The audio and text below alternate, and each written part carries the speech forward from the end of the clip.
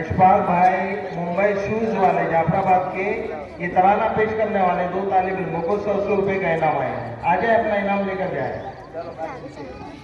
حافظ لیاقت صاحب جعفرآباد والے ان کے جانب سے جو ہے 500 روپے کا انعام. کامل بھائی شارپیٹے والے ان کی جانب سے 200 روپے کا انعام. اب ہم پروگرام ماشاءاللہ بچوں کا مکمل ہو چکا ہے.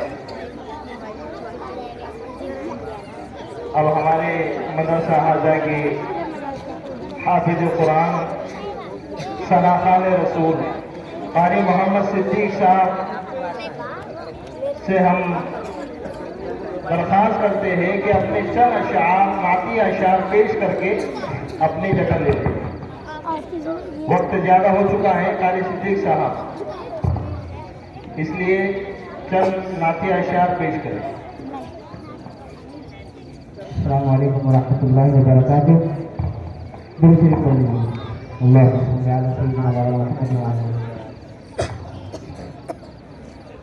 کیسے توصیف انہیں کی کروں میں جن کا کوئی بھی ثانی نہیں ہے.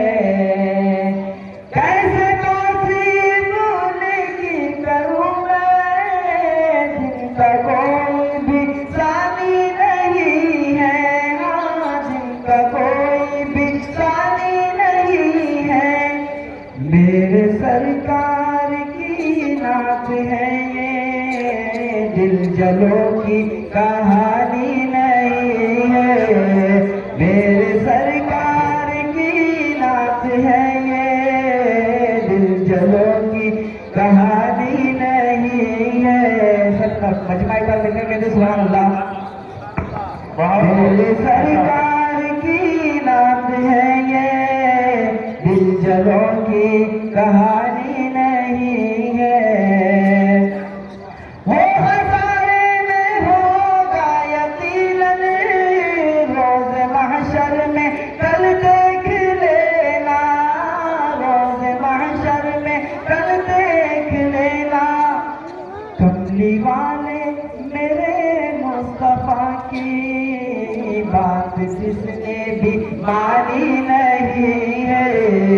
کملی والے میرے مصطفیٰ کی بات جس نے بھی مانی نہیں ہے. جس گلی سے گزرتے تھے آقا دیر تک وہ مہکتی ہمیشہ. دیر تک وہ مہکتی ہمیشہ.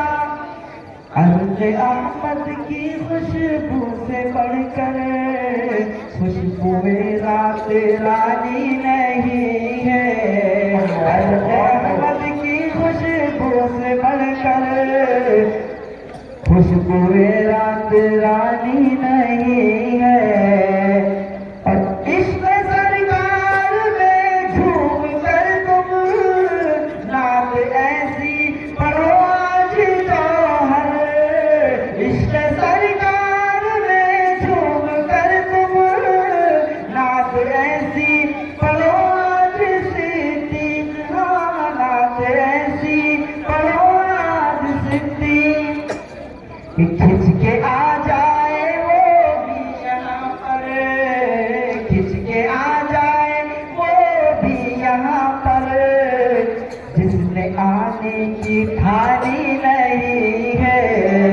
کھچ کے آ جائے وہ بھی یہاں پر.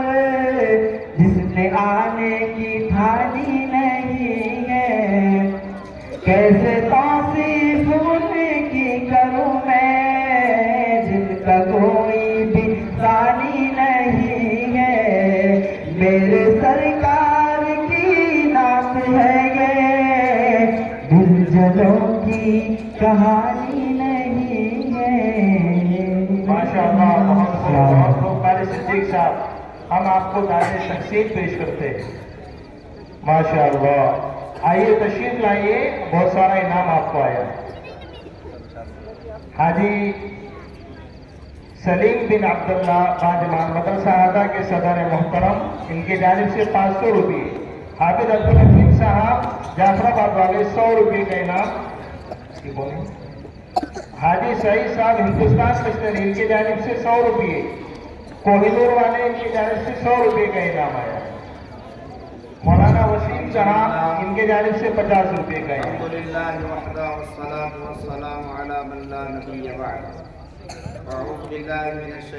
मुजीब भाई राय फर्नीचर, इनकी तरफ से 200 रुपये। صدق العظيم وقال النبي صلى الله عليه وسلم خيركم من تعلم القرآن وعلمه او كما قال عليه الصلاة والسلام۔ آج کے ہمارے اس پروگرام کے صدر محترم حضرت مولانا مفتی احسان صاحب مدد عالی رابطہ مدارس اسلامیہ ضلع جالنا، اور اسی طریقے سے آج کے ہمارے مقرر خصوصی الحاج حضرت مولانا مفتی عبدالرحمن صاحب دامت برکاتہم العالیہ شہر قاضی ضلع جالنا، اور بہت سارے علماء کرام اور علماء کرام جو ہے اسٹیج پر رونق افروز ہیں۔ ہم تمام کا شکریہ ادا کرتے ہیں، اور اسی طرح سے ہماری دعوت پر قرب جواز سے تمام حضرات یہاں پہنچے ہوئے ہیں، ہم تمام کا جو ہے استقبال کرتے ہیں۔ محترم بزرگوں اور دوستوں اور عزیز نوجوانوں، ابھی جو آپ طلباء اور طالبات کا پروگرام سن رہے تھے، یہ اختتام پذیر ہوا۔ الحمدللہ اس ادارے کے اندر جو ہے 250 طالبات نے جو ہے داخلہ لیا تھا۔ ابھی فی الحال 225 طالبات جو ہے حاضر ہیں، اور جو پروگرام آپ نے سنا اس مدرسے کی کارکردگی، یہ ابھی جو ہے ننگا پودا ہے، یعنی اس کی عمر ادارے کی صرف 18 ماہ ہے۔ کتنی ہے؟ اس ادارے کو چالو ہو کر ابھی آج 18 مہینے پورے ہوئے ہیں۔ ذالک فضل اللہ یؤتی من یشاء، یہ 18 مہینے کی کارکردگی اس مدرسۃ البنات کی تھی۔ اس 18 مہینے کے اندر الحمدللہ 18 بچیوں نے جو ہے 20 پارے ناظرہ مکمل کر لیے، اور 175 بچیوں کا قرآن شروع ہو چکا ہے، اور اسی طرح 50 بچیوں نے پارہ ام ختم کر چکے ہیں، اور 150 بچیوں نے علامہ بالقلم یعنی 30واں پارہ تمام بچیوں نے الحمدللہ تحریر کر دیا ہے۔ یہ سب اللہ کا فضل کرم اور آپ حضرات کی دعاؤں کا ثمرہ ہے۔ اسی طرح اس ادارے کے اندر جو ہے 137 طلباء نے جو ہے قرآن مجید حفظ کیا ہے۔ ذالک فضل اللہ یؤتی من یشاء، یہ سب آپ حضرات کی جو ہے توجہات کی برکت، اللہ کا فضل کرم ہے کہ اس مدرسۃ البنات نے بہت قلیل مدت کے اندر جو ہے الحمدللہ ترقی کی ہے۔ جو آپ حضرات کے سامنے ابھی ہماری ننھی منھی بچیاں اور طالبات جو ہے اپنی ٹوٹی پھوٹی زبان سے جو ہے آپ حضرات کے سامنے پیش کر رہی تھی، یہ سب اللہ کا فضل اور اس کا کرم ہے۔ آپ دعا فرمائیے کہ اللہ تبارک و تعالیٰ اس ادارے کو خوب ترقیات سے نوازے۔ یہ آخری پروگرام ہے، اب اس کے بعد بچیوں کو چھٹیاں ہو جائیں گی، تو میں زیادہ ہمارے مقررین کے درمیان حائل نہ ہوتے ہوئے بس چند باتیں عرض کر اپنی تقریر ختم کرتا ہوں کہ ماشاءاللہ جتنی بچیوں نے اول کا پنجم اچھے نمبرات سے کامیابی حاصل کی ہے، ان کو جو ہے ہمارے مہمان کے ہاتھ سے جو ہے انعامات دیے جائیں گے۔ تو ہم نے سوچا کہ بچیوں کا دل نازک ہوتا ہے، نرم مزاج ہوتی ہیں، اگر وہ دیکھیں گی کہ اول دوم سوم چاروں پنجم تک ہی انعام ہے، تو ہم نے ہمارے کچھ یہاں کے دوست احباب، کچھ دیولگاؤں راجہ کے دوست احباب، ان کے سامنے تقاضا رکھا ہے کہ 200 بچیوں کو سب کو انعام دینا ہے۔ تو ماشاءاللہ ان کی جانب سے سامنے آپ دیکھ رہے ہیں لیمن سٹ پوری بچیوں کے لیے انعام ہے، اللہ ان کو خوب جزائے خیر عطا فرما دے۔ اسی طرح آپ حضرات جو تعاون کرتے ہیں، اللہ تبارک و تعالیٰ آپ کے کاروبار کے اندر بھی خوب برکت نصیب فرمائے۔ اسی طرح آج تمام مہمانوں کے لیے हमारे हाजी अयूब साहब भोकतन वाले, इनकी जानिब से और हमारे जाफराबाद के अहले खैर हजरात की जानिब से खाने का नज़्म किया गया था। अल्लाह तबारक व तआला उनको भी खूब जज़ाए खैर अता फरमावे। अब दुआ फरमाइए कि अल्लाह तबारक व तआला इस इदारे को खूब तरक्कियात से नवाजे। ये मेरी मासूम बच्चियाँ आज अपने घरों को रवाना हो जाएंगी। मैं इनसे भी दरख्वास्त करूँगा कि आप जो है नमाजों का एहतमाम करें और मदरसे के माविनीन, मुखलिसीन, मुखय्यरीन हज़रात के लिए दुआ करें। अल्लाह तबारक व तआला हमारे यहाँ सब आने को कबूल फरमावे और हमारे ट्रस्टियान हज़रात और अहलियान जाफराबाद का मैं शुक्रिया अदा करता हूँ और तमाम कुर्ब जवार के मुसलमानों का और माओ बहनों का जो मदरसे का जो ताउन करती हैं।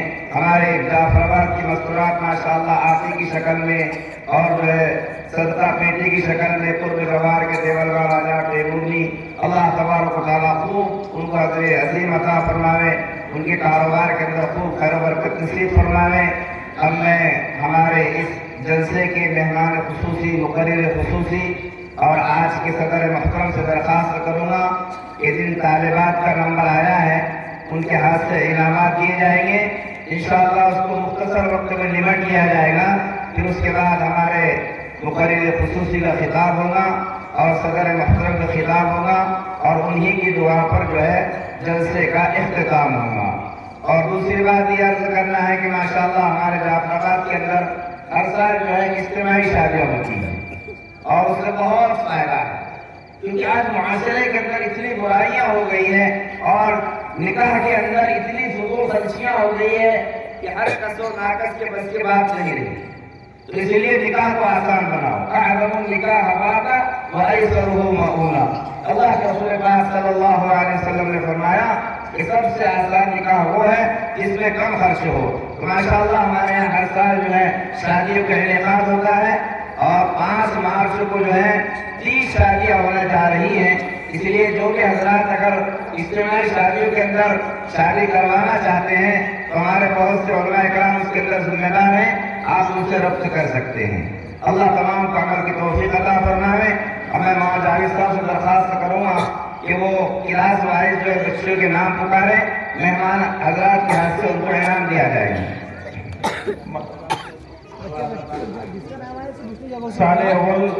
साले सुवम जो नाजरा की हमारे पास है, उनको अव्वल नंबर से कामयाब होने वाली तालिबा है आफिफा बिन्ते हाफिज शोएब खान साहब जाफराबाद।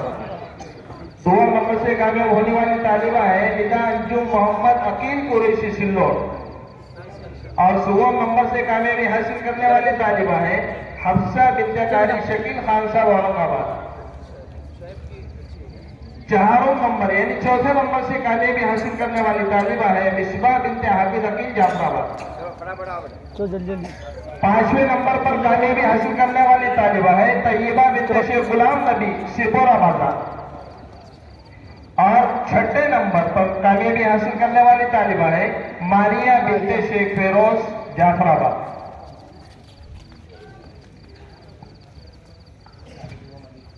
साले दुआम अलिफ के अंदर अव्वल नंबर से कामयाब होने वाली तालिबा है महक बिन्ते जावेद पठान नीम खेड़ा। इसी तरह सारे दूसरे नंबर पर कामयाब होने वाली तालिबा है सानिया बिन्ते अयास देवलगांव राजा।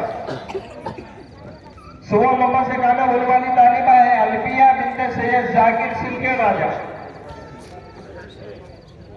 14 नंबर पर कामयाब होने वाली तालिबा है अलकुमा बिन्ते अकबर कुरैशी टेमुरनी। और इसी तरीके से 5वें नंबर से कामयाब होने वाली छठवें नंबर से कामयाब होने वाली तालिबा है बुशरा बिन्ते शेख इरफान जाफराबाद। 2 नंबर से कामयाब होने वाली तालिबा है आलिना बिन्ते हाफिज याका साहब जाफराबाद।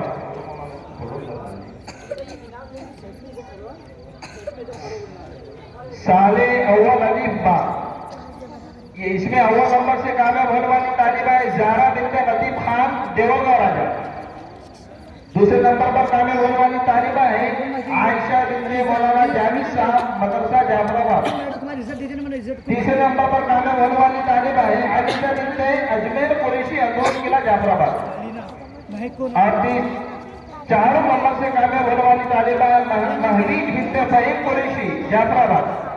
5 नंबर से कामयाब होने वाली तालिबा है आयशा सिद्दीका बिनते कामिल खान सारपेटा। और 6 नंबर पर कामयाब होने वाली तालिबा है हुनैरा बिनते सैयद अनवर सिंधगांव।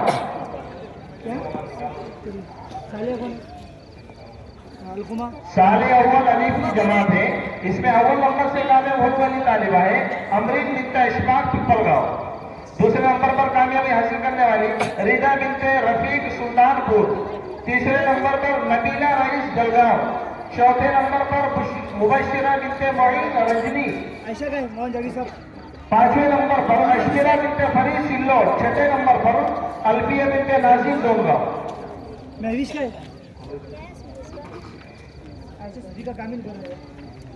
मौलाना नबी साहब की जमात है। इसमें अव्वल नंबर से कामयाब होने वाली तालिबा है जुबैरिया अहमद बिनते मौलाना मुबीन सिद्दीकी साहब चाडो।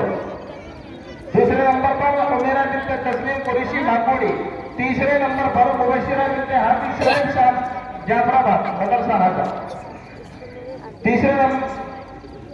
चौथे नंबर पर शकीला बिनते अब्दुल अलीम शाह गोजरी। 5वें नंबर पर महजबीन बिनते हाफिज उमर फारूक साहब सिंदौर। और 6ठे नंबर पर आलिया बिनते अब्दुल जब्बार कुरैशी जाफराबाद।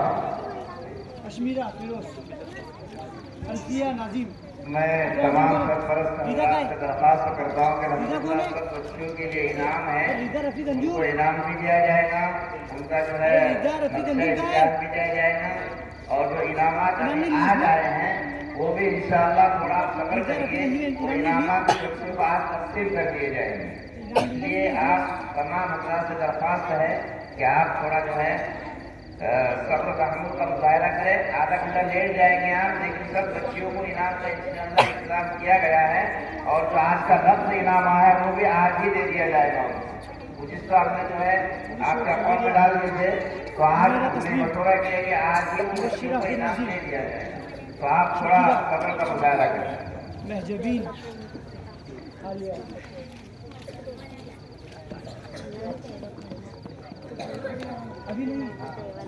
अब हम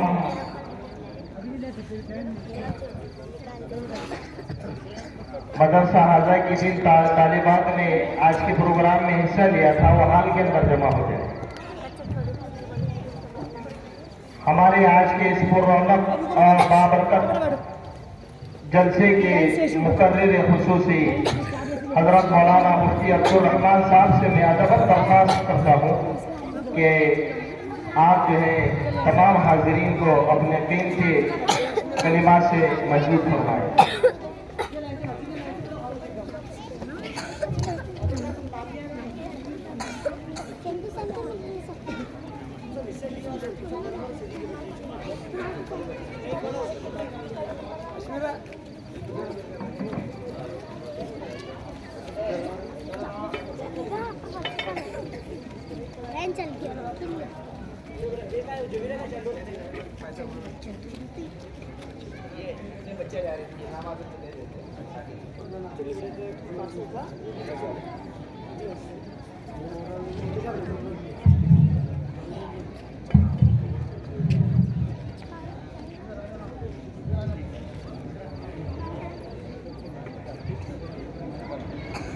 बस बाकी बच्चे यहीं बैठे रहे, बैठे ही बेटा बस। जो पीछे खाएगा हजरात तुम्हारा ऐलान कर आ जाए।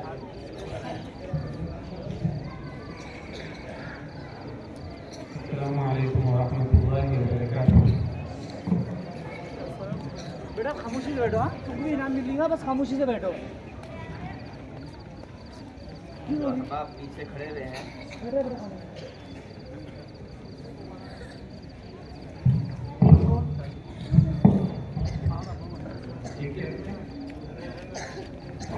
जो आप पीछे खड़े रहे हैं मुझे असल दरख्वास्त है कि थोड़ा करीब करीब आ जाइए। अगर मुफ्ती साहब का खिताब शुरू हो रहा है। अल्हम्दुलिल्लाह अल्हम्दुलिल्लाहि व कफ़ा व सलामुन अला इबादिही अल्लज़ीना इस्तफ़ा। अम्मा बअद फ़अऊज़ु बिल्लाहि मिनश शैतानिर रजीम। बिस्मिल्लाहिर रहमानिर रहीम। يا أيها الذين آمنوا قوا أنفسكم وأهليكم نارا وقودها الناس والحجارة صدق الله مولانا العلي العظيم. اللهم صل على سيدنا محمد وعلى آل سيدنا محمد وأصحابه وأزواجه وبارك وسلم. قابل صدر احترام حضرت صدر جلسہ مدرسے کے ناظرین صاحب، حضرات علماء کرام، یہاں پڑھنے والی بچیوں کے سرپرست حضرات، جعفر آباد شہر کے اور اطراف سے آنے والے محبین، سب سے پہلے تو میں اللہ تعالیٰ کا شکر ادا کرتا ہوں کہ اللہ تعالیٰ نے آج اس بنات کے مدرسے کے پروگرام میں شرکت کی سعادت عطا فرمائی، اور پھر اس کے بعد آپ سبھی حضرات کو مبارکباد پیش کرتا ہوں کہ اللہ تعالیٰ نے ہمارے اپنے علاقے میں بنین اور بنات ان دونوں کے لیے مدرسے کا انتظام فرمایا، اور اس کا فیض مقام پر اور دور دراز پھیلتا جا رہا ہے. اور آج جو جلسہ ہوا وہ بہترین جلسہ ہوا. بچیوں نے بہترین انداز میں جو ان کو پروگرام دیا گیا تھا اس کو پیش کیا. یہ جلسہ کامیاب رہا، اس کی مبارکباد پیش کرتا ہوں. اور چونکہ مغرب کے بعد ہی سے یہ جلسہ چل رہا تھا اور کافی دیر سے آپ سبھی حضرات یہاں بیٹھے ہیں، اس لیے اس عاجز کی یہ ہمت نہیں ہے کہ کوئی لمبا چوڑا بیان آپ کی خدمت میں پیش کرے. اس لیے دل میں ارادہ اور داعیہ یہی ہے کہ مختصر سی چند باتیں عرض کر دی جائے، اس امید پر کہ ہو سکتا ہے کسی اللہ کے بندے کو یا بندی کو فائدہ ہو جائے. اب ظاہر سی بات ہے کہ مختصر وقت میں پیش کرنی ہے باتیں، اور آپ حضرات ظاہری طور پر بھی بہت دور بیٹھے ہوئے نظر آ رہے ہیں، تو جی چاہتا ہے کہ کچھ نزدیکی ہو. تو جن حضرات کے پاس کرسیاں ایسی ہے تو اس کو اٹھا کر وہ سامنے تشریف لا سکتے ہیں تو اس طرح سے وہ سامنے تشریف لائیں، اور جن کی کرسیاں بہت مضبوط ہے، اٹھائی نہیں جا سکتی، تو ان کو رخصت ہے. نزدیک آئیں گے تو انشاءاللہ بات مختصر انداز میں کہنے میں اس کو آسانی ہوگی. چلو اللہ آپ کو جزائے خیر عطا فرمائے. آ سکتے ہیں سامنے تک آ سکتے ہیں.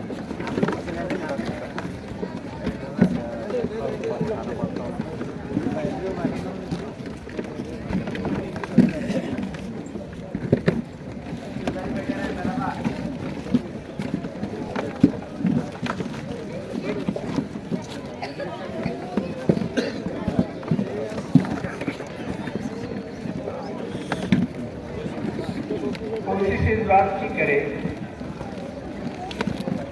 کہ صرف ہمارا اپنے مقام سے اٹھ کر دوسری جگہ جانا ہو، درمیان میں اپنی کوئی بات چیت نہ ہو، اور اپنے سے آگے والے حصے میں کہیں جگہ خالی نہ ہو. جس طرح سے نماز میں صفیں پر کی جاتی ہے اور جس طرح سے حضور کی مجلس میں صحابہ دین کی باتیں سننے کے لیے بیٹھتے تھے، ایک دم مل مل کر تو اس انداز میں بیٹھے. ابھی بھی کچھ حضرات دور بیٹھے ہوئے ہیں، ہو سکتا ہے کہ ان کی کرسیاں زیادہ وزنی ہو یا پھر وہ گارڈن کی ہے نا، یہاں تو کرسیاں پکی ہے کہ بنی نہیں نا. ٹھیک ہے، ایسا ضروری نہیں ہے کہ مقرر اور آنے والے مہمان کی ہر بات بھی مانی جائے. جتنی بس میں ہو اتنی مان لینی چاہیے. جو حضرات آگے تک نہیں آ پائے ہیں، میری نظر وہاں تک جا رہی ہے اور یقیناً ان کو میری بات سنائی بھی دے رہی ہوگی، لیکن وہ نہیں آ پا رہے ہیں تو ہو سکتا ہے کوئی معذوری ہو تو وہ بیٹھے رہیں. لیکن اگر کوشش کر کے آ سکتے ہو تو آ جائے. اتنی لمبی چوڑی تمہید میں اسی لیے باندھ رہا ہوں کہ آپ اٹھ کر آئے، لیکن نہیں آ پا رہے تو پھر معذوری میں شمار کرنا پڑ رہا ہے. कभी कभी ऐसा भी होता है कि बहुत देर तक जलसे में बैठने की वजह से कान को खुले हुए दिखाई देते हैं, आंखें भी खुली हुई दिखाई देती है, लेकिन जो बात कान से टकराती है ना तो वो दिल दिमाग तक नहीं पहुंचती, क्योंकि काफी देर हो चुकी होती है बैठे हुए। तो कुछ हजरात के साथ ये प्रॉब्लम भी होगा कि उनके दिल दिमाग समझ नहीं पा रहे होंगे जो मैं अर्ज कर रहा हूं। खैर, पहली बात, दीन की और शरीयत की जो तालीम है, इसको जो मकाम, जो अहमियत एक मुसलमान मर्द और औरत से देना चाहिए, आज के जमाने में वो अहमियत उसको नहीं दी जा रही। जैसे नबियों का एक काम हुआ करता था कि वो जो ईमान में दाखिल नहीं हुए हैं उन तक दीन को पहुंचाते और दावत का फरीजा अंजाम देते।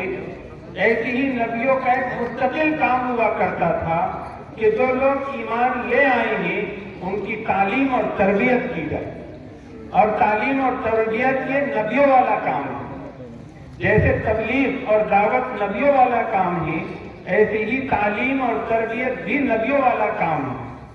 कुरान करीम की आयत सुनाई जा सकती है और नबियों के वाकयात भी इस सिलसिले में सुनाए जा सकते हैं, लेकिन खुलासे वाली बात मैं अर्ज कर रहा हूं ताकि मुख्तसर वक्त में भी बात हो और आपके समझ में भी कुछ आए।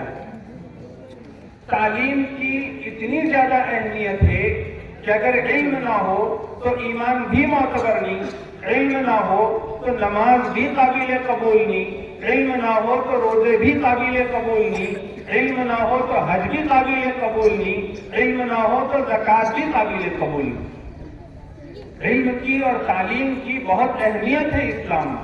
यही वजह है कि हुजूर सल्लल्लाहु अलैहि वसल्लम के हाथ पर जो ईमान लाता, आप सल्लल्लाहु अलैहि वसल्लम पास में रहने वाले हो या दूर के रहने वाले हो, उनकी तालीम का, उनकी तरबियत का खुसूसी एहतमाम फरमाया करते।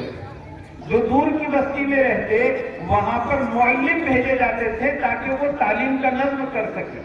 सिर्फ मर्दों ही के लिए नहीं, औरतों के लिए भी हुजूर सल्लल्लाहु अलैहि वसल्लम तालीम की मजलिस रखा करते थे। आम नमाजों में हमारे यहाँ पर खवातीन मस्जिद में नहीं आती और आज के फितनों भरे माहौल में उनके लिए घर ही में नमाज पढ़ना अफजल है और ज्यादा सवाब की चीज है। हुजूर के जमाने में भी ज्यादा सवाब की चीज घर के कोने में उनकी नमाज की थी, लेकिन हुजूर ने मस्जिद में उनका हिस्सा करार दिया और सिर्फ उनकी तालीम और तरबियत का ख्याल था, इस वजह से वो हुजूर की मस्जिद में आया करती थी। बाद में जब कुरान करीम पूरा के पूरा उतर गया, दीन और शरीयत पहुंच गई और फितनों भरे जमाने की तरफ हम रवा दवा हुए, तो फिर उलमा ने फितने के खौफ की वजह से मस्जिदों का रुख करने से मना कर दिया। वरना तालीम की इतनी अहमियत है कि एक औरत को हुक्म दिया जा रहा है कि वो घर में रहे, घर में करार पकड़े। उसके लिए शरई और तबई सख्त जरूरत के बगैर घर से बाहर निकलना जायज नहीं।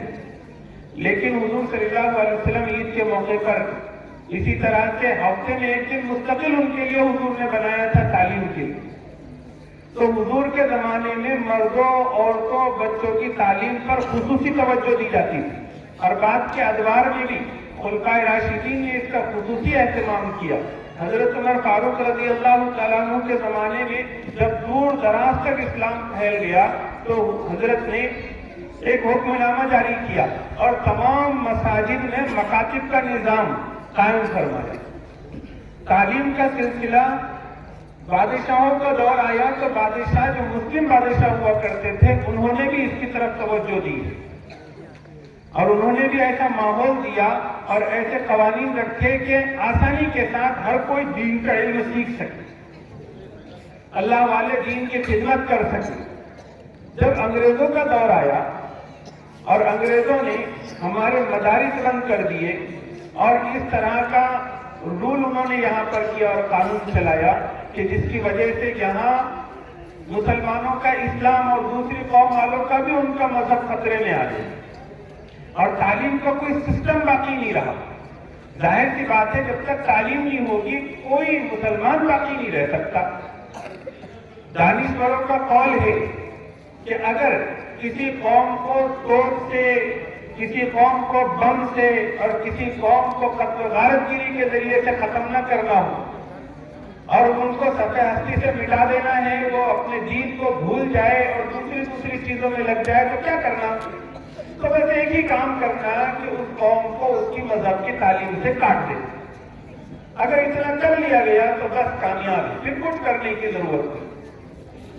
آج تعلیم کو، دین کے اور شریعت کے علم کو جو اہمیت مسلمان نے دینی چاہیے تھی، کیونکہ ایک مسلمان کے پاس سب سے اہم اور قیمتی چیز اس کا دین اور ایمان ہے، اور دین اور ایمان کی بقا کی بنیاد ہی، بلکہ اس کے بغیر باقی رہ ہی نہیں سکتا، کیا؟ دینی تعلیم اور شرعی تعلیم۔ اس کی طرف جتنی توجہ ہونی چاہیے وہ ہم نے نہیں دی اور غفلت برتی۔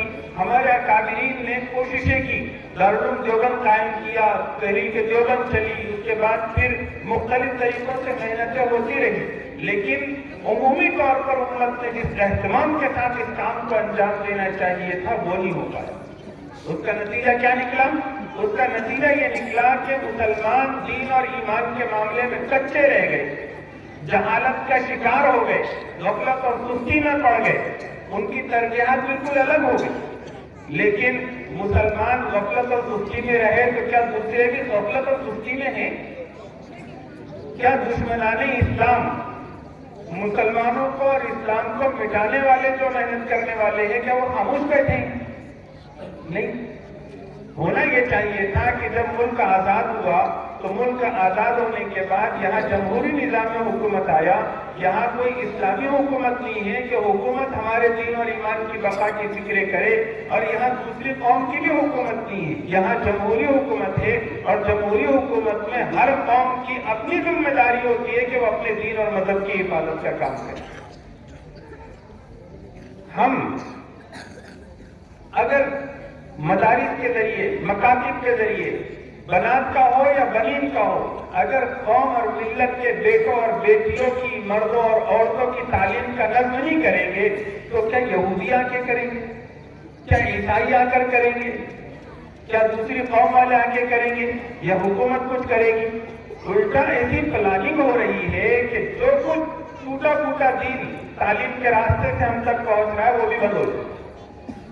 مدارس پر شکنجہ کسنے کی پوری تیاریاں ہوتی، یہ مدارس دین کی حفاظت کے قلعے، جنگ ہوتی ہے نا تو جنگ پہلے سرحد پر ہوتی ہے، اور سرحد پر جب ہار جاتی ہے فوج تو اس کے بعد قلعوں کا نمبر آتا ہے، اور جب قلعے ڈھہ جاتے ہیں تو پھر پوری قوم غلام بن جاتی ہے۔ تو ایسا سمجھیے کہ بارڈر پر جتنے لوگ ہمارے کام کر رہے ہیں سیاسی اور ملی، یہاں سے وہ فیل ہو چکے۔ اب بات آئی ہے مدارس پر، اور یہ مدارس اگر ہم لوگ اسی انداز میں مدارس سے تعلق رکھیں جیسے ابھی رکھے ہوئے ہیں کہ بس جب چندے کی ضرورت پڑی کچھ نہ کچھ دے دیا، جب بلائے تو تعلقات اور محبت میں آ گئے ورنہ تو نہیں آئے، بس ایک رسمی تعلق ہمارا جو ابھی بنا ہوا ہے اتنا ہی اگر رہے گا تو مدارس کو ہم بچا نہیں سکتے۔ اگر مدارس بچانے ہی تو ہم کو جیسے ہم اپنے بچوں کے لیے علاج معالجے کی فکر کرتے ہیں تو ایسے ہی ہم نے مدارس کی فکر کرنی چاہیے، ان کی دین کی تعلیم کی فکر کرنی چاہیے۔ آج کا دور یہ عسکری جنگ کا دور نہیں ہے۔ عسکری جنگ کس کو کہتے ہیں؟ کہ جس میں ہتھیار ہوتے ہیں اور ایک دوسرے کو مارا اور کاٹا جاتا ہے، جیسے روس اور یوکرین کی جو جنگ چل رہی ہے، یہ جنگ آسان نہیں ہوتی، بہت مہنگی جنگ ہوتی ہے، بدنامی بھی بہت لینی پڑتی ہے۔ آج وہ جنگ چل رہی ہے، پوری دنیا اس کا خمیازہ بھگت رہی ہے۔ آج یہ عسکری جنگ کا دور نہیں ہے، آج فکری جنگ کا دور ہے۔ فکری جنگ میں ہوتا یہ ہے کہ جو دشمن ہوتے ہیں تو وہ دشمن اپنے دشمن کو فکری لحاظ سے اپنے جیسا بنا دیتے ہیں۔ اب جیسے سمجھیے کہ اسلام اور مسلمانوں کو مٹانا ہے تو اب ہتھیاروں کی لڑائی ان سے لڑنی نہیں ہے۔ اس ملک میں تو کوئی بھی مسلمانوں کو مٹانے کے لیے ہتھیار کا استعمال نہیں کر رہا ہے، وہ تو اپنی خود کی سیاست چمکانے کے لیے لوگ کرتے ہیں، لیکن مسلمانوں کو مٹانے کے لیے جو کام ہو رہا ہے وہ فکری جنگ کا ہو رہا ہے۔ اور فکری جنگ میں ہوتا کیا ہے کہ دشمنان اسلام مسلمانوں کے لوگوں کو، مردوں کو اور عورتوں کو اپنے جیسی فکر والا بنا دیتے. اس میں فائدہ کیا ہے؟ ایک تو کسی کا خون بہانا نہیں پڑتا، جنگ کرنی نہیں پڑتی، پیسہ لگانا نہیں پڑتا. جو کچھ وہ سوچتے ہیں دشمنان اسلام، وہی ایک مسلمان سوچ رہا ہے، تو مسلمان اپنے پیسوں سے اپنی جان اور محنت لگا کر ان کا کام کرتا ہے، یعنی اسلام کو مٹانے کا کام کرتا ہے. آج بتاؤ، جو کچھ بھی مسلمان پریشان ہیں، کیا وہ پریشانی ہمارے اپنوں نے کی نہیں ہے؟ صحابہ کرام اگر آج زندہ ہوتے اور ہم جیسے مسلمانوں کو دیکھ لیتے تو ہو سکتا ہے کہ ان کے ہارٹ فیل ہو جائے. حضور صلی اللہ علیہ وسلم نے اس زمانے کی گویا کہ پہلی خبر دی. ایک روایت میں حضور صلی اللہ علیہ وسلم نے آنے والے زمانے کی 3 باتیں بتائی اور صحابہ نے اس پر بڑی حیرت جتائی. حضور صلی اللہ علیہ وسلم نے فرمایا، کئی علیکم، کیسے ہوں گے تم لوگ؟ کب؟ اذا فسق فتيانكم وعصى نساؤكم، کہ جب تمہارے جو نوجوان ہیں وہ گنہگار ہو جائیں گے، فاسق ہو جائیں گے، اور جو تمہاری عورتیں ہیں وہ سرکش ہو جائیں گی. جب تمہارا کیا حال ہوگا؟ تو صحابہ کرام کو بڑی حیرت ہوئی، کیونکہ حضور نے تعلیم کے ذریعے، تربیت کے ذریعے ایسے مسلمانوں کی جماعت کھڑی فرمائی تھی کہ وہاں پر گناہ کرنا یا کوئی فسق والا کام کرنا ایسا تھا جیسے اپنے سر پر پہاڑ رکھنا. اور سوچ ہی نہیں سکتے تھے کہ نوجوان بچے یہ کوئی گناہ کریں گے، فسق اور فجور میں پڑیں گے. ان کی سوسائٹی میں تو نوجوان ایسے تھے کہ ان نوجوانوں کو کی شکایت باپ لے کر آتا حضور کے پاس کہ یہ نوجوان بچہ ہے، میں نے شادی کر دی، لیکن یہ رات بھر مسلے پہ کھڑا رہتا ہے، دن میں روزے رکھتا ہے. تو آپ سمجھائیے ذرا، ابھی بیوی آ گئی ہے تو بیوی کا بھی کچھ ہاتھ ہے. اس وقت کے نوجوان کہتے کہ ان کی شکایت حضور کے پاس آتی تو اس انداز میں آتی کہ ان کو تلاوت سے کچھ روکا جائے، ان کو نماز سے کچھ روکا جائے، ان کو روزوں سے کچھ روکا جائے. آج بالکل زمانہ الٹا ہو. آج نوجوانوں کا حال یہ ہے کہ باپ شکایت لے کر آئے، بھائی شکایت لے کر آئے، بہن اور بیوی شکایت لے کر آئے تو یہ لے کر آتے کہ ان کو کچھ نہ کچھ اللہ رسول سکھاؤ. یعنی بالکل الٹا ہو. حضرت عبداللہ بن عمرو بن عاص رضی اللہ تعالیٰ عنہ کے والد صاحب عمرو بن عاص رضی اللہ تعالیٰ عنہ نے شکایت کی حضور سے. حضور نے کہا کہ میں ایک طرف کی بات نہیں سنتا، تم جاؤ اور عبداللہ کو بھیجو. پھر عبداللہ کو بلایا گیا، حضرت عبداللہ رضی اللہ عنہ کو پوچھا گیا کہ رات بھر تم نماز پڑھتے رہتے ہو اور تلاوت کرتے رہتے ہو؟ انہوں نے کہا اللہ کے رسول یہ تو ہوتا ہے. پھر پوچھا کہ دن میں روزے رکھتے ہو؟ انہوں نے کہا رکھتا ہوں. تو پھر حضور نے ان کو ترتیب بتائی کہ اس میں تکلیف کرو. حضور نے فرمایا کہ دیکھو، روزانہ تم قرآن کریم ختم کرتے ہو تو روزانہ کی ترتیب مت رکھو، مہینے میں ایک قرآن کریم ختم کر لیا کرو. انہوں نے کہا کہ اللہ کے رسول قرآن کریم کو چھوڑ کے میں جی نہیں سکتا.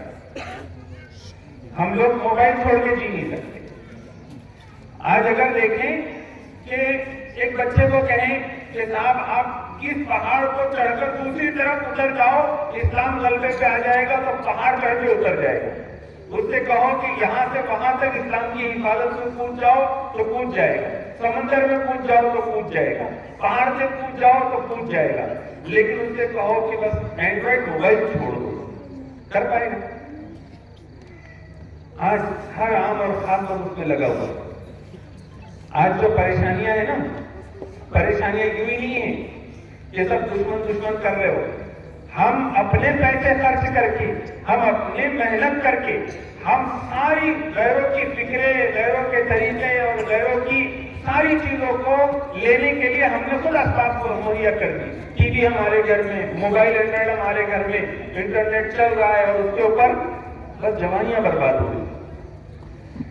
بچوں اور بچیوں کا حال یہ ہو گیا ہے کہ ان کو دین اور ایمان سے کوئی ایسا لگتا ہے کہ سروکار ہی نہیں.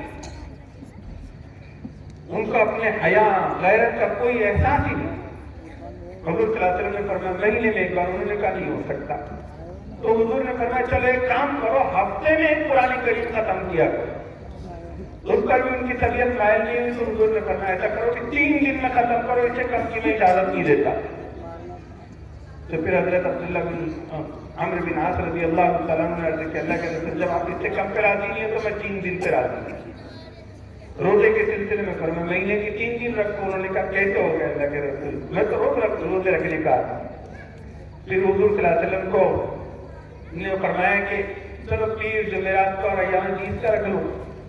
फिर आखिर में उनको कहा कि चलो 100 में दाऊदी रखो, एक दिन रोजा रखना, एक दिन नहीं रखना, ऐसी जिंदगी गुजार। तो हजरत अब्दुल्ला बिन अब्बास रज़ी अल्लाह, हजरत अब्दुल्ला बिन आमर रज़ी अल्लाह तआला अन्हु ने कहा कि आखिरी दर्जा है तो फिर मैं इसको कर लेता हूं। आज नौजवान के हुजूर के जमाने के नौजवान ऐसे थे तो जैसे ही सहाबा ने सुना कि नौजवान आशिक हो जाएंगे, तुम्हारे बदकार हो जाएंगे और औरतें बेहया हो जाएगी, बेगैरत हो जाएगी, बागी हो जाएगी, सरकश हो जाएगी, कितना भी तुम पुलिस स्टेशन से लाओ उठा करके, नहीं तेरा घर उधर नहीं, तेरा घर इधर है, तो आने को तैयार नहीं होगी, सरकश हो जाएगी नौजवान बच्ची। तो साहबा को बिल्कुल हैरत हुई, वकील नजारे का काई ऐसा होगा या रसूल अल्लाह, हैरत से पूछा। फिर दूसरी बात ये इरशाद फरमाई कि उस वक्त क्या होगा कि लम तअमुरु बिल मारूफ व लम तनहू अनिल मुनकर, कि जिस वक्त में तुम लोग अम्र बिल मारूफ और नही मुनकर छोड़ दो, यानी ईमान वाली सिफत छोड़ दोगे। कुरान करीम में बताई गई ना कि वल मुमिनून वल मुमिनात बाज़ुहुम औलियाउ बाज़ यअमुरूना बिल मारूफ व यनहूना अनिल मुनकर, कि मोमिन मर्द और मोमिन औरतें ये एक दूसरे के दोस्त होते हैं और ये अच्छाइयों का हुक्म करते हैं, बुराइयों से रोकते हैं, ये ईमान की निशानी है। तो हुजूर सल्लल्लाहु अलैहि वसल्लम के सामने ये बताया, हुजूर सल्लल्लाहु अलैहि वसल्लम ने ये बताया सहाबा को, तो उस वक्त तुम्हारा क्या हाल होगा जब तुम ये ईमान वाली सिफत छोड़ दोगे। तो सहाबा को हैरत हुई कि कोई मुसलमान हो क्या अम्र बिल मारूफ और नही मुनकर छोड़ सकता है। तो उन्होंने कहा कि क्या ऐसा होगा या रसूलल्लाह, आज के जमाने में भी मारूफात की किसी न किसी दर्जे में तबलीग हो रही है, लेकिन मुनकरात पे रोक टोक खत्म हो गई। एक बाप का काम था बच्चे को रोकता बुराइयों से, गुनाह से, लेकिन वो भी रोकने को तैयार है। मां रोक सकती थी। तरबियत का जो निजाम होता है ना, तरबियत का निजाम उसी वक्त कारगर होता है जबकि बुराइयां खत्म की जाए, तो फिर अच्छाइयों का रंग चढ़ता है। आदमी बुरा के बुरा बाकी रहे और फिर अच्छाइयां कितनी भी डालने की कोशिश की जाए तो ये ऊपरी ऊपरी अच्छाइयां हो, हकीकत वाली अच्छाइयां नहीं होती। ये बात सही है, जब अच्छे काम आदमी करने लगता है तो बुरे कामों से खुद ब खुद रुकता है, लेकिन अच्छे काम उस ढंग के होने चाहिए कि जिस ढंग से वो रुके, और उस ढंग से बनाने के लिए नही मुनकर करना भी जरूरी है। अगर सिर्फ अम्र बिल मारूफ से, अच्छाइयों की तबलीग करने से और दावत देने से हालात बदल जाते तो कुरान करीम में ये इजाफा नहीं किया जाता कि वह तनहौना अनिल मुनकर, बुराइयों से भी रोको। हुकूमत है तो हुकूमत तो डंडे के तौर पे अम्र बिल मारूफ और नही मुनकर करेगी, लेकिन हमारे पास हुकूमत कहाँ है? तो फिर जिसके जितना बस में है उतनी तो उसकी जिम्मेदारी है। एक बाप की जितना बस चलता उसकी उतनी जिम्मेदारी, माँ का जितना बस चलता उसकी उतनी जिम्मेदारी। तीसरी बात हुजूर ने इरशाद फरमाई कि कई बड़ी और क्या हाल होगा तुम्हारा उस वक्त में कि तुम देखोगे रअयतुमुल मारूफ मुनकरन वल मुनकर मारूफन, कि जब तुम अच्छाई को, नेकी को गुनाह समझने लगोगे, मुनकर समझने लगोगे और मुनकर को तुम अच्छाई समझने लगोगे। तो साहबों को तो और भी हैरत होगी कि मुसलमान किसी गुनाह को अच्छा कैसे समझ सकता है और किसी नेक काम को बुरा कैसे समझ सकता है। मारूफ ऐसी नेकी को बोला जाता है जिसको फितरत की नेकी समझती है, और मुनकर ऐसी बुराई को बोला जाता है जिसको इंसान की फितरत ही बुरा समझती है।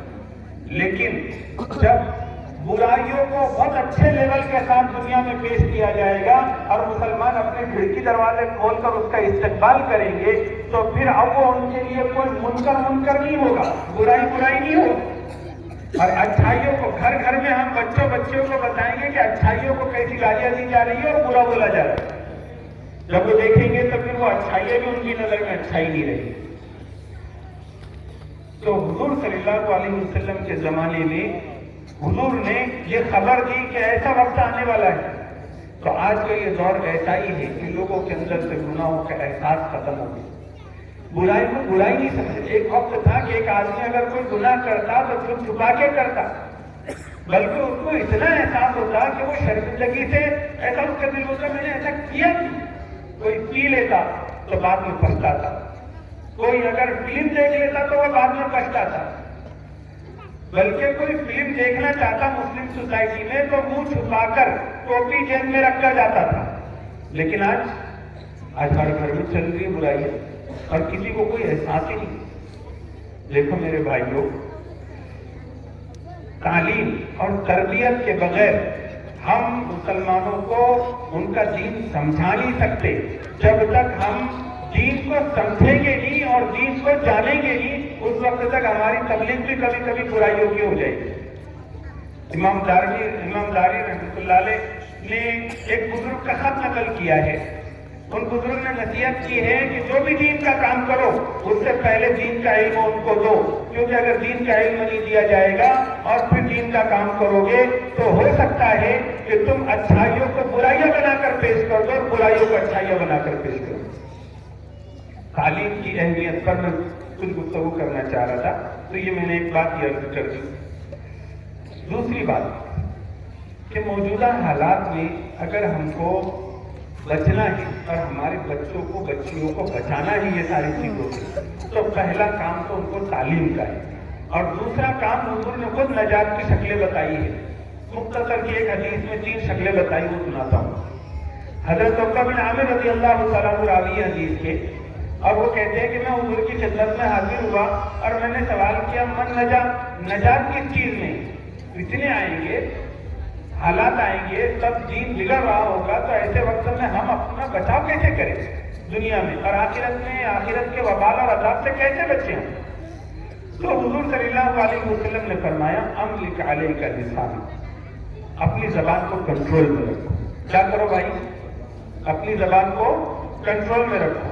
جو عقل مند ہوتا ہے وہ سوچ کر بولتا ہے یا تول کر بولتا ہے، اور جو بیوقوف ہوتا ہے وہ بول کر سوچتا اور سوچتا ہے. کیا بنیں گے آپ لوگ؟ ایک تو ضرورت کی جگہ پر صحیح بات ہی زبان سے نکلے، غلط زبان سے کچھ نہ نکلے، گالی گلوچ نہ نکلے، بے حیائی کی بات نہ نکلے، غیبت نہ نکلے، چغلی نہ نکلے، اور زبان سے کفریات واہیات یہ بالکل نہ نکلے، بلکہ خیر کی چیزیں نکلے. زبان سے ذکر ہو، تعلیم ہو، قرآن کی تلاوت ہو. رمضان المبارک کا مہینہ آ رہا ہے، زبان کو خوب عادی بناؤ نیکیوں کے اور خیر کے کام کے لیے. اور اگر ہماری طبیعت بنی ہوئی نہیں ہے اور زبان کھلتی ہے تو برائی کے لیے ہی کھلتی ہے، تو کوشش کرو کہ لمبی خاموشی رکھو، بالکل بات ہی مت کرو. سخت مجبوری جب بن جائے جبھی زبان کھولو. بزرگوں نے اس کے اوپر خوب مشق کی. بلکہ حضرت تھانوی رحمۃ اللہ علیہ نے چند کام لکھے کہ اگر وہ کام کر لیے جائے تو تم وقت کے ولی بن سکتے. اس کی میں گارنٹی لیتا ہوں. اس میں سے ایک چیز ہے کہ تم اپنی زبان کو کنٹرول کرو. حضور نے یہاں تک گارنٹی لی کہ تم زبان کو کنٹرول رکھو، میں جنت کی گارنٹی لیتا ہوں. سارا مسئلہ آج ہماری آخرت کی بربادی کا بھی اور دنیا کی بھی بربادی کا دیکھو نا. کون سا ایسا جھگڑا ہے جس میں زبان کا دخل نہیں ہوتا؟ ہماری زبان کی یا کسی اور کی زبان؟ بغیر زبان کے دخل کے کوئی معمولی سی لڑائی بھی نہیں ہو، چھوٹا سا جھگڑا بھی نہیں ہو. آج میاں بیوی میں نہیں بنتی، بھائی بھائی میں نہیں بنتا، گھر ایک تماشا بنا ہوا اور صرف کارن ہے زبان. کیا ہے بھائی؟ زبان. سارے فتنوں کی عامہ جگہ بن گئی، یعنی سارے حالات خراب. جو گھر جھگڑوں میں ہوگا، جو گھر شکایتوں میں ہوگا، میاں بیوی کی نہیں بن رہی ہوگی، وہ خاک اپنے بچوں کی تربیت کر سکتے ہیں، خاک اپنے بچوں کا صحیح تعلیم کا انتظام کر سکتے ہیں. ان کو تو ان کے ایک دوسرے سے شکایت کوئی ٹائم نہیں پڑے گا، تو بچوں کے لیے کیا کریں؟ ایک ہے زبان کو اپنی کنٹرول میں رکھنا. دوسرا وَلْيَسَعْكَ بَيْتُكَ، اور دوسرا کام ہے کہ تیرا گھر تیرے لیے کشادہ ہو. اس کے دو مطلب بتائے گئے. ایک مطلب تو یہ ہے کہ کچھ کماؤ دھماؤ، حلال روزی کماؤ اور اپنے گھر کا سکون والا انتظام جتنا ضرورت ہو اتنا کرو. ایسا نہیں کہ آوارہ پھرتے بیٹھو. جو محنت کا ٹائم ہے تو اس کو کام میں لاؤ، ماں باپ پہ بوجھ مت بنو، اور اسی طرح سے بیوی بچوں کے حق ضائع کرنے والے مت بنو. اللہ کے پاس پکڑ ہوگی اس پر بھی.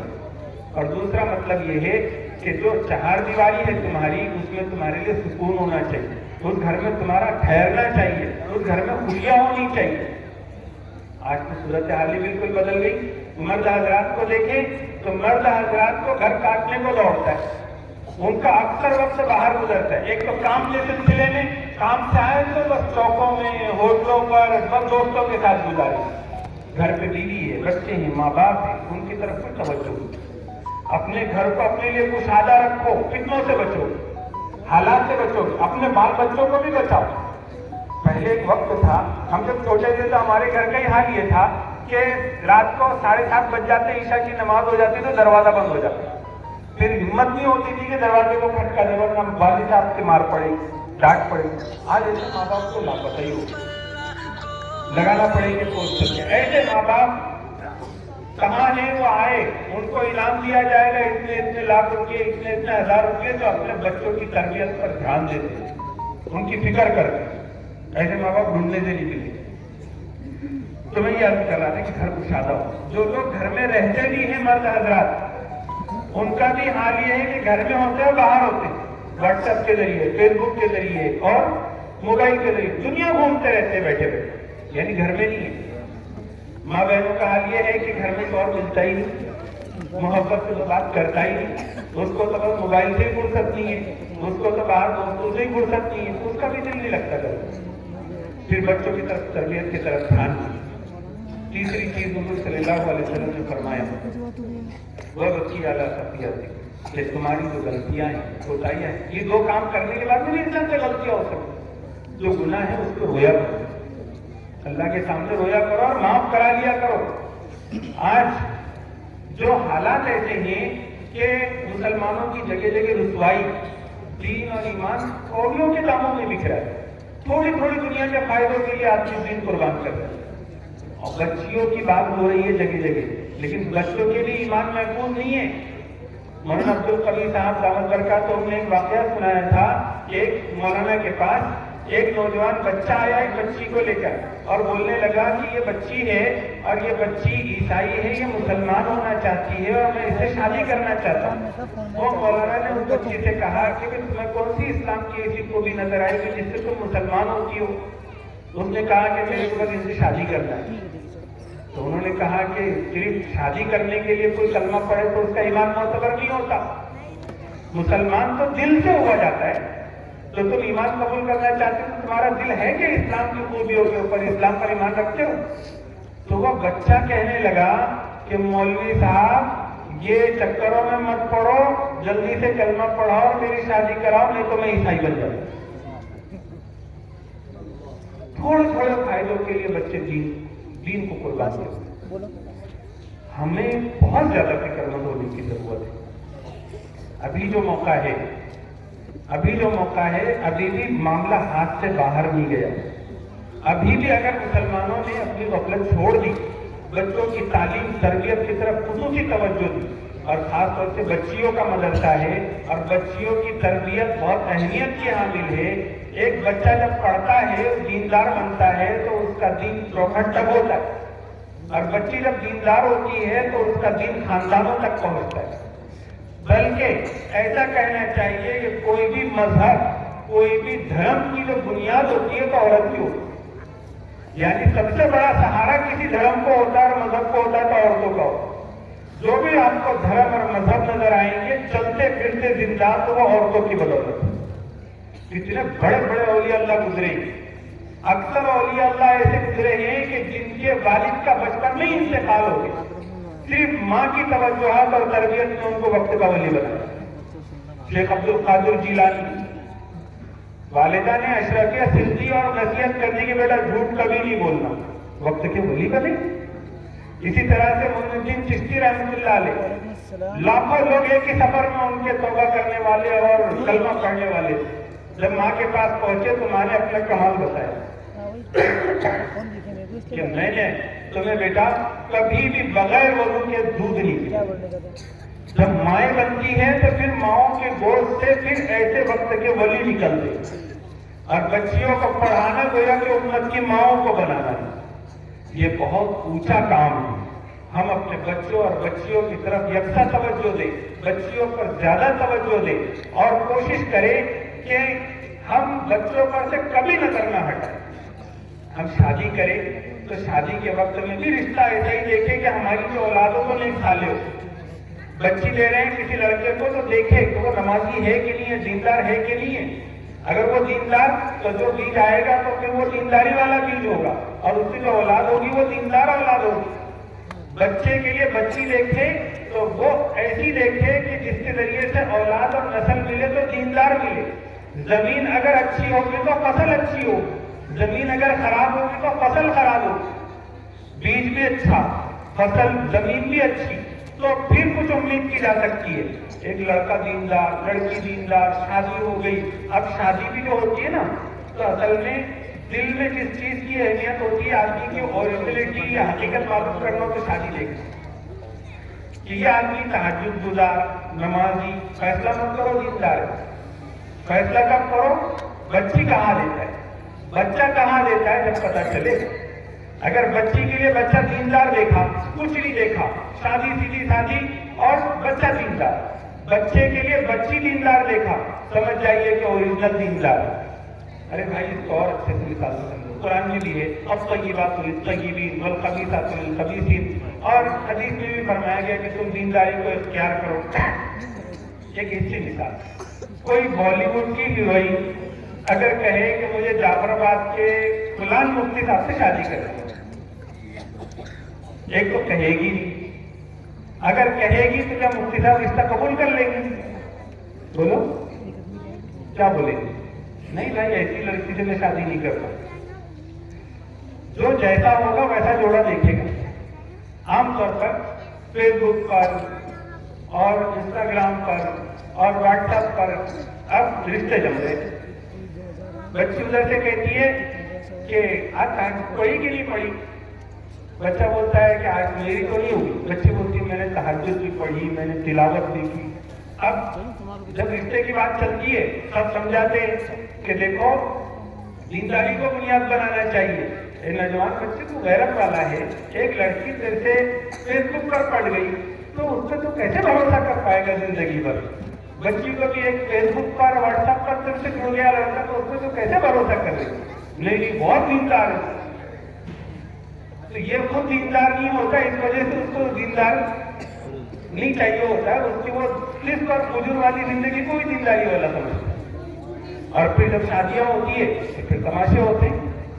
मेरी अपनी छोटी सी जिंदगी में दारुल कला में झगड़े आते हैं तो मैंने इस बात को नोट किया कि दो किस्म के झगड़े आते हैं। एक अरेंज मैरिज वाले झगड़े होते हैं और एक लव मैरिज वाले झगड़े होते हैं।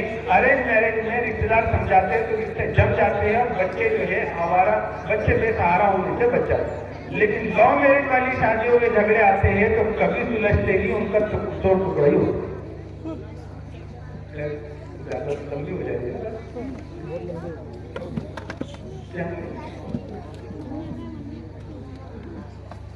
अच्छा, यहाँ जो नौजवान बच्चे जरा हाथ उठाए, यानी 40 साल से कम जितने वो हाथ उठाए। भाई मेरी बात सर से ऊपर गई या दिमाग में उतरी कुछ नहीं? बोलो समझ में आ रही है? तो एक बच्चों पर से कभी नजर मत हटाओ। बचपन शादी करो तो दीनदार देखकर करो, फिर शादी हो जाए चाहे बेटी हो जाए, शादी हो गई तो अब घर में दीनी माहौल और झगड़े का माहौल खत्म करो, दीनी माहौल बनाओ। और बच्चे को पढ़ने की उम्र होने तक भी दीनी माहौल दो, मोबाइल से बचाओ, कार्टून से बचाओ, ये सारी चीजों से बचाओ। और जैसे ही बच्चा पढ़ने की उम्र का हो जाए बच्ची को मकतब में भेजो, थोड़े और बड़े हो जाए तो आपके पास बनात है, बच्चियों को बनात में डाल दो। जमीन का मदरसा है, स्कूल का भी निजाम यहाँ पर है। अपने बच्चों को इधर उधर कहीं डालो ही मत, सीधा मदरसे में भेजो। उनकी स्कूल की तालीम भी होगी, दीन की तालीम भी होगी। और जब बच्चे पढ़ ले तो पढ़ने के बाद उनका एजीम अच्छा होगा।